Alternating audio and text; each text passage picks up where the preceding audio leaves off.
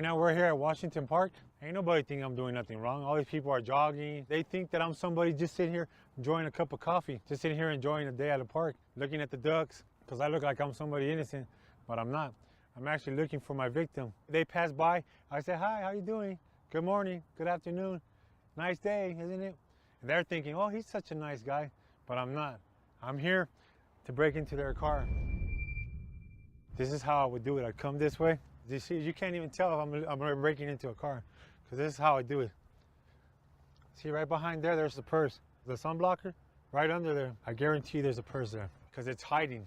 I can tell that. Right there, that's a purse right there. So right now, all I would do is just throw it, it shatter, I just reach in and grab it. Nobody's gonna hear it. Not even that lady walking right there with that dog. She wouldn't even hear it, because I would already breaking it, boom, and I would have taken it. I would keep on walking this way. Ain't nobody knows what I'm doing, because they're too busy running. So I'd come and look, take my time, look, nope, nothing. What they're doing right here is they're not putting their things to be seen, like their purse. That's pretty smart. I get my cell phone out, and this is what I would do a lot of times. I'll act like I'm talking to somebody. Yeah, I'm over here at the park enjoying my day.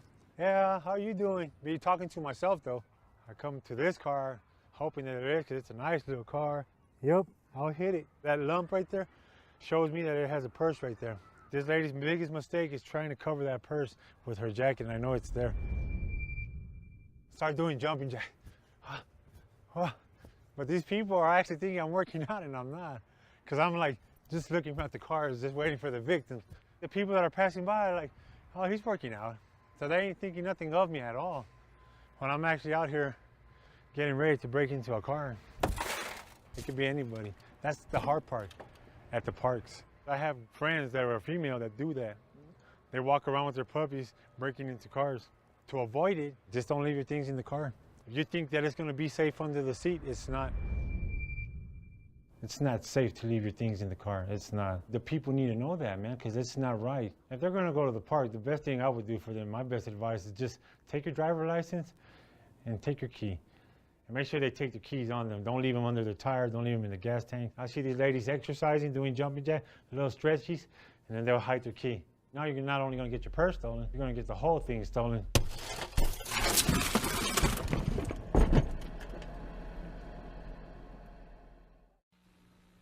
More than $1 billion worth of personal items are stolen from vehicles every year. A huge number, but it's also easy to reach all that stuff. And one reason is because many drivers just leave their cars unlocked and valuables in plain sight.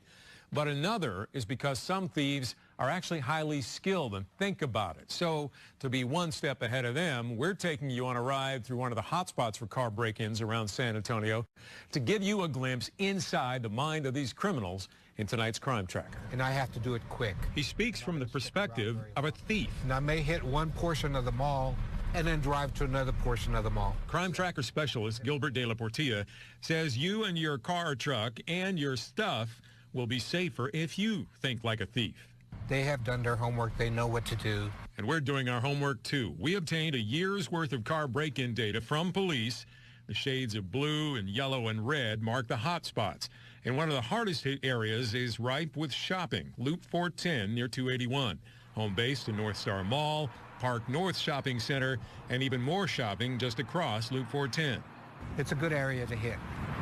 So we took a drive around the area for an inside perspective. Now there's a security camera right there. Doesn't bother me. He says skilled criminals can move too fast to worry about cameras or guards breaking into as many as 5 to 7 cars in just an hour, and often with help. But I'm surprised, I guess, that they usually work in pairs.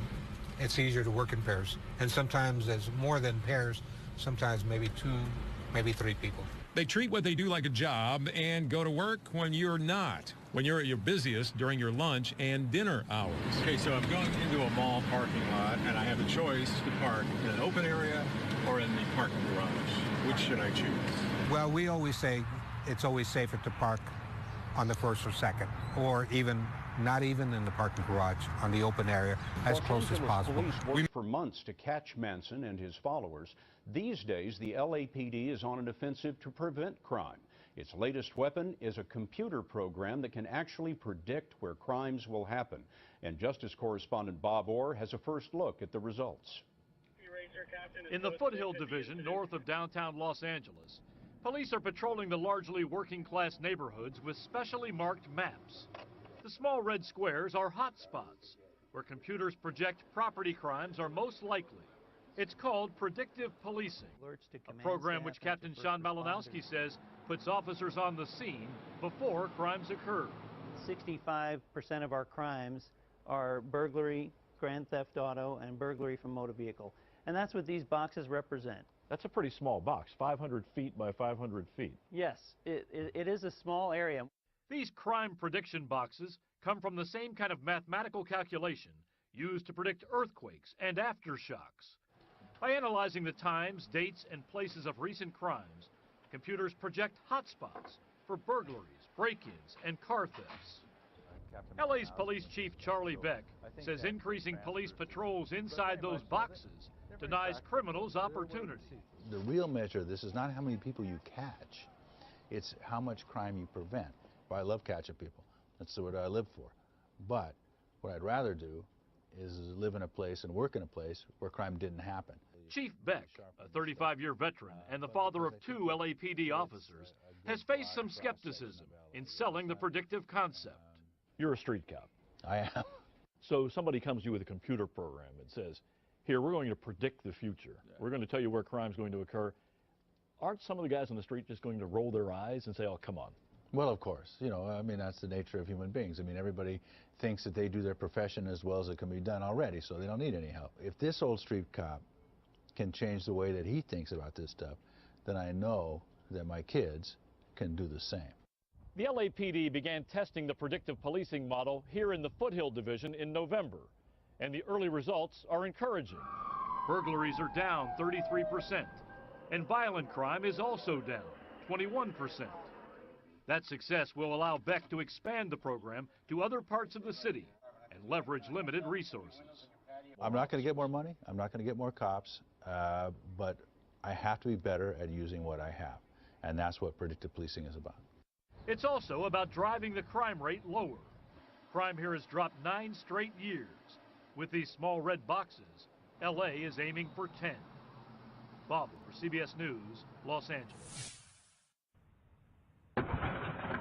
This video clip says it all. A thief smashing out a car window in broad daylight in just seconds, making off with $4,000 worth of stuff.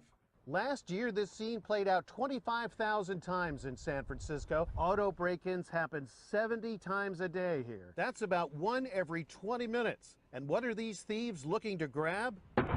Laptops, iPads, cell phones, cameras, any devices like that is what they're looking for. San Francisco Police Department Lieutenant Luke Martin heads up a newly formed special task force. Yeah, they're going the other way, guys. They're walking southbound right now. Made up of highly trained officers, experts in surveillance, going day and night. Constantly trying to think of new ways to blend in, to do surveillance, to be undetected by the criminal. By car, bicycle, and on foot, playing cat and mouse with robbers. They're going to hit this car. His hand is poking against the glass right now. That's Black Jacket. He's trying to break the window right now. Task force officers spot these 2 suspects checking out cars up and down the Embarcadero. And these 2 doing the same near Fisherman's Wharf. A lot of times these thieves will target unsuspecting tourists driving in their rental cars, especially SUVs like this one that have cargo areas in the back. Any tourist will tell you a smash and grab is not a great welcome to the city by the bay. You feel violated. Your personal property has been gone through. It's been taken. And oftentimes, suspects arrested don't spend time behind bars for very long. Even though the task force team and prosecutors build what they believe are solid cases, judges will reduce felonies to misdemeanors. Is that frustrating for you? For us, it's frustrating. We're you know, oftentimes putting together fairly solid cases on them where we watch them commit the crime. So Martin waits it out, videotaping suspects breaking into cars multiple times, building evidence before an arrest is made. But even then, getting justice can be tough. They go into the court system and come out very quickly and we see them out committing the same crime. Martin turns his frustration into motivation.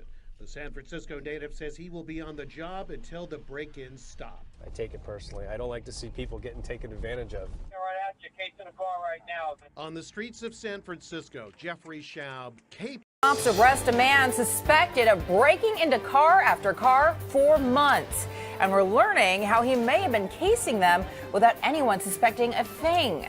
Good evening, I'm Veronica Dela Cruz. And I'm Ken Bastida. Well, this accused bad guy, accused of nearly perfect scheme to pull off these burglaries, only on 5. Simon Perez tells us investigators have never seen anything quite like it. Simon? Ken, we're here in a parking lot on the Embarcadero where tourists will leave their cars unattended for hours at a time, which means stuff like this that's left in the back seat can be a tempting target for car burglars. Well, last night police arrested a man for breaking into a car right here in this lot. But what makes this case a little bit different is that he was pretending to be an Uber driver, slowing down not to pick up fares, but instead to try to target the cars he wanted to break into. This is how it all ended, with an arrest on Broadway around 9 last night. Police say the suspect is San Francisco resident Franco Wilson. He's identified as a serial auto burglar. This is something that he does for a living. An hour before the arrest, around 8, an officer had recognized Wilson and called in plainclothes backup to tail him. And sure enough, police say Wilson struck again. They observed the suspect getting out of the vehicle, approaching another vehicle, smashing a window, and grabbing a bag from inside that vehicle. Inside the bag, an iPad and a laptop. You can see the Uber placard on the windshield of the SUV Wilson was driving. Uber tells KPIX5 Wilson is not a registered driver with the company, meaning the whole pickup customers routine was a ruse. When you have an Uber logo, for example, then people tend to look at that and they assume that you're slowing down to stop to pick up a fare. That gives the suspect ample time to case a vehicle out and to decide whether or not they're going to target that vehicle. It's a perfect cover-up in a way. Officers found spark plugs in the back of Wilson's SUV, apparently the preferred tool of car burglars.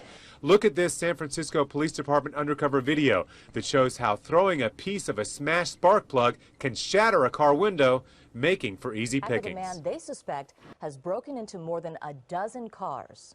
That's right. KCAL 9's Crystal Cruz is live in Riverside tonight with more on this criminal takedown. Crystal. Hi, you guys. One of the Good Samaritans says he pulled out his old wrestling skills and used the double leg takedown. 24-year-old Tim says he whipped out his old high school wrestling moves and nabbed a 24-year-old Alejandro Rodriguez, arrested by police on parole. And then he went like this, and I told him, I said, hey man, what do you want to do? Like, come on, I'm going to get you. And then as soon as he came at me, he threw a couple blows.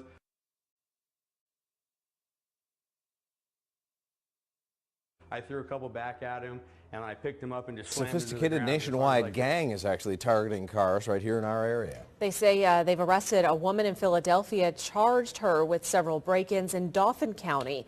The targets seem to be women and their purses. CBS 21's Donna Kirker-Morgan is finding out more about the Felony Lane gang. The local car break-ins are now connected to this Felony Lane gang that has operated in 32 different states now.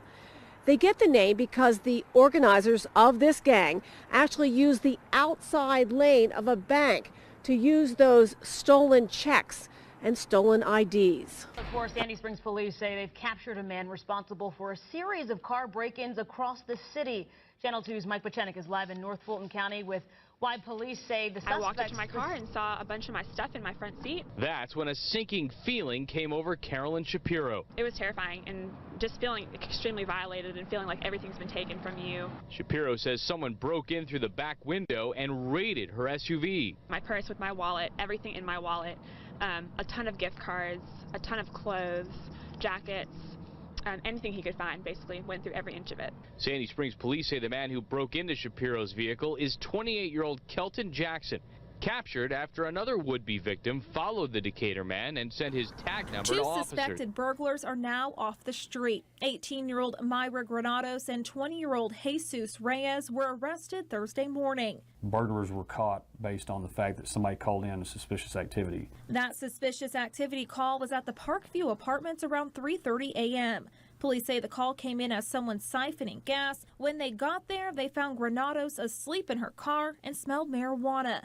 When police searched that car, they found several items reported stolen from cars at Parkview and Ridgeview apartments. This white Cadillac had the trunk open, and they're just taking a ton of stuff. Like, it's full. They said the car was completely full Police of say stolen Jesus stuff. Reyes was arrested after getting back into the car after police left the apartment complex. Reyes was followed by another burglary victim until he ran out of gas. Big Cottonwood Canyon is a popular spot to explore the outdoors. Burglars think so too, but they're exploring the inside of your car. This time, tips came in about a suspicious couple driving a blue SUV. ABC4 Utah cameras were rolling as Unified Police busted a man and woman believed to be serial car burglars. Get on the ground! Get on the ground! Put your hands on your back. I got one 1091. Hey, we got one right here. They got one right here. You had the other one? This is one of the 3 suspects nabbed by Clay County deputies after searching for them all morning. My photographer and I were recording video on a bike path in the Eagle Harbor neighborhood during a foot chase. Suddenly, this suspect stumbles out of the bushes. Are you who they're looking for? Did you break into cars? I got scared, man. Let me just sit right here. All right. Were you have any involvement with breaking into the cars? Yeah. Why are you hiding in the bushes? The young man says he didn't do it, and he asked us for one thing. I need some water, man.